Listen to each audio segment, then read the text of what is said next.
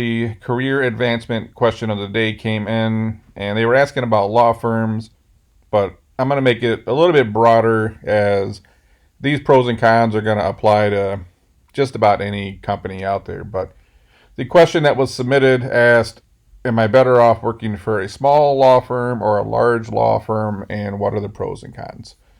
So, actually, we do career planning and advancement. Also, performance coaching ends up in that bucket where we help people try to move their career along faster through some strategic planning and making the right moves. Now, on the subject of small company, large company, it really depends on who you are and what you're looking for. I know people that work at large companies and they like that they have these better benefit packages. They got, more 401k options. It's just the larger the company, usually the more goodies come with it, right?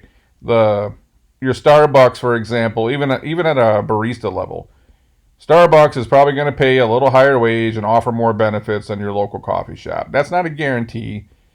It's like you see it right now. Small businesses are struggling a little bit more than, say, Amazon. It's one of those things where if you want a little more security, maybe you go work for a larger company and you get some better benefits. Downfall there is it can take a very long time to grow at a big company unless you're like in that top 1%. So when you look at, you can go on LinkedIn and look at careers of people and you see it takes them, sometimes 3, 4, 5 years to get a title bump or more. If you just got out of college, you might not get somewhere until you're like 35. So you might get that security and maybe some more vacation time, and they might give you some more education. There's certainly pluses to working for a large company, but like rapid career progression often is a negative. So you got to keep that in mind. It's also easier to kind of hide at a larger company where some people just don't want to be in the frying pan all day and go, go, go, go, go. Smaller companies, probably even smaller law firms, you're going to all day. There's nowhere to run. There's nowhere to hide, right? There's only so many people and things got to get done. Small companies, and that's a trick though. Smaller company, you're going to be busy all the time. They don't have room for a bunch of extra bloated workers. They don't have the profit margin for that. So you're going to be busy all day, every day. But knowing that you're making that amount of contribution every day, it does help you climb faster. You see a lot of companies that are on the smaller side, let's say under 150, 200 employees. You can get to that manager level quicker. You can get to that director level quicker. And you either stick around and you grow it, or you use that to get the better title and some more experience, and then you go to the bigger company later. And then that's another thing about the smaller companies. You tend to get your hands on things that you just wouldn't at a Fortune 5. If you go to a Fortune 500, they have so many people to do so many jobs. You don't get your hands on a lot of things. You just got to go do one thing really well. And that's just one of those things where, what type of person are you? Are you someone that wants to kind of hide out, do 25 hours worth of work over 40 hours, kind of have a chill life? It's a job, right? It's a place to make some money to pay your bills. Big companies probably, going to be better for you. If you want that type of life in a smaller company, again, there's nowhere to hide. They don't have billions of dollars of extra profit and that kind of extra revenue to have, an extra 10% of workers. And small companies just don't do that. So knowing that everyone's going to have multiple hats in a smaller company, you're going to have to be used to working at that pace. So, those are just some of the pros and cons.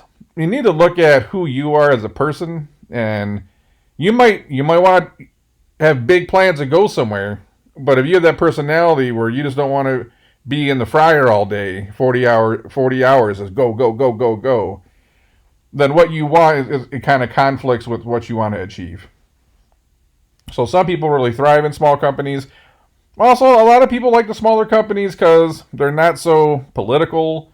They don't have so many rules, and It's a little more free flowing at the end of the day. But everything kind of has a positive and negative. A smaller company might have less benefits. You might end up working more. Large company, more stability, more place to hide. If you want to hang out for 20 years, you might eventually get somewhere. A lot of my stories of the people I know that were successful, they got into smaller-ish companies and helped them grow. Like I use one story all the time because this is such a perfect example, but someone I know got into a company right out of college. He's been with the same company his whole life. And so many people, without knowing the whole story, will say, well, that's stupid. That's stupid. That's so stupid. I read on LinkedIn, that's stupid. You should change jobs every 9 months. I saw this on LinkedIn. That's stupid. I want to tell you what. This guy, by, 35 years old, was clocking mid six figures, and he's running the joint. And there's no way in hell he would have ever made that kind of money if he would have jumped around. In fact, there was no level of jumping around that would have got him to that level of success. And it's like so easy to go read this stuff on social media, and then you go look at the people doing some of the stuff that comes from social media, and you go, well, how's that working out for you? And you can go on LinkedIn and look at people's profiles for yourself and find out. Sometimes you're better off just sticking around until you're ready to make the right move. So, and again, just one of those things where, do you get into a small company that's growing fast? Maybe they go IPO, you got some stock options. You might, cash out and retire at 35. You don't know.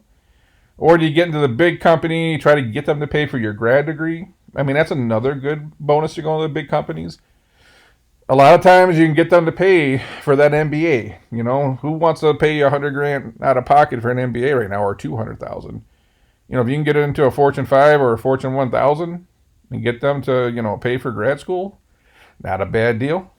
Again, so many pluses and minuses.